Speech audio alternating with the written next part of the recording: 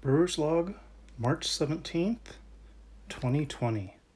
It's been a few years since I actually brewed anything on a regular basis, and now with the social lockdown or trying to stay away from people, decided it was a perfect time to make more cider. So I'm going to make up 4 gallons. 2 will be of brown sugar, 2 will be of honey, and we'll see where we go from there. It's been a long time, so I'm rewatching some of my older videos, trying to figure out what I need to do. I know my start was to get a cup of the apple juice cider into my 2-cup measuring cup and warm it up in the fridge on a warming setting. So that's where I will start. But I will point out that since it is St. Paddy's Day, I'm drinking some Irish cream that I just made to help with getting cider back going again. Hopefully this becomes a regular thing. So let's get the first of our cups of honey warming. While I waited for the cider to warm up in the microwave, I poured one of the 3-quart jugs of apple juice into my 1-gallon container. And then once my apple juice is warm, I put in 1 cup of honey into it. So this jug will be a honey cider versus a brown sugar cider. So now I will put the honey and apple juice into the jug. So I found from not doing this in the last couple of years, I forgot a step. So you can see the honey did not dissolve into the apple juice very well. I don't know, I'm guessing that's because I didn't stir it. So for the next batch, I'll need to make sure I get it stirred really well so that it will melt in better and will flow through the funnel a lot faster. It's not doing too bad. Brown sugar is really where I have to worry about whether the sugar is melted in well enough. So I should be able to make this work. It's interesting to watch my videos from 4 years ago to realize how much of the changes I made before I stopped brewing. Such as one thing I noticed I didn't do was I was using the existing plastic bottles, which were only 3 quarts. Didn't know that at the time when I started. I kept calling them gallons.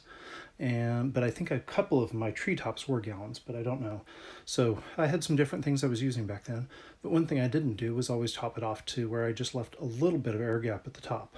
I found that most of the time I could do that because it didn't explode enough that I really needed to have a ton of space at it. But I noticed that several of the bottles that I made in the first few videos had quite a bit of an air gap in it. So for this one, I filled it up with apple juice almost to where the neck starts. And next we'll be adding yeast, which I noticed I didn't have out on and ready to go. So that'll be the next step. Just as I did with the honey, I put the brown sugar into the 2-cup measuring cup, so that I took the 1 cup of apple juice that was warmed and I added in until it hit the 2-cup mark. And as you can see with this, it's even thicker, and it definitely needs to be stirred to make it so that it's easier to get the brown sugar to pour into the jug. Let's see if I can do this one-handed. This new gimbal makes it a little bit easier. Sorry. I just slowly pour it in, making sure I'm not filling the funnel, and hopefully everything will go in. But as you can see, there's still some brown sugar in there. So I will fill the cup up a few times and dump it into the jug until it's filled all the way up, and then I'll start on the next one. Alright, so 4 years later, I'm still using S-04 yeast for most of my ciders. I found that was the one I like the flavor, that it comes out of it the best. I am going to put yeast nutrient in because this yeast is fairly old. It's a couple years old, so hopefully it will work, and we'll see where we go from there. But I know the yeast nutrient always help get these going and finished definitely within 3 weeks. So we'll see from there. I will point out that currently we are at, if I can get it in the right light, 59 degrees. We are at 71% humidity, so it's a little humid down here.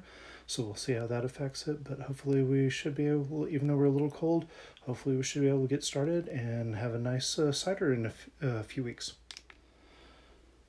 I forgot one thing before, in that usually after I get the yeast nutrient and yeast in, I put a lid on the bottle and I shake them a little bit so that it mixes in a little better. As you can see, it's mostly floating back to the top. I know that when I did them before, even if I just left it in there or wet it like that and dry on top, they usually ended up working, but the little bit of shaking helps get it going a little bit faster. Alright, at this point I have the bubblers on top of each one of these, and as you can see on each of the bubblers, I can easily see that I have a great sill because the one side is higher than the other. And once it starts bubbling, the bubbles will flow right through that. Next thing you can see is I have labeled all my bottles. The brown sugars have BS, they have S-04, so I know what yeast was in them, and I know the date that I started them on. So that, and I put 316, so I need to change that to 317. And for the honey bottles, I put STAH, that tells me it was Stevenson honey and not Nate's Raw honey. So that's where I have it at this point, and hopefully I will have in 2 to 3 weeks I'll be able to rack it and get it off of all the yeast, and then within a week should be able to either bottle it or just cork it off and put it in the fridge. We'll see what happens.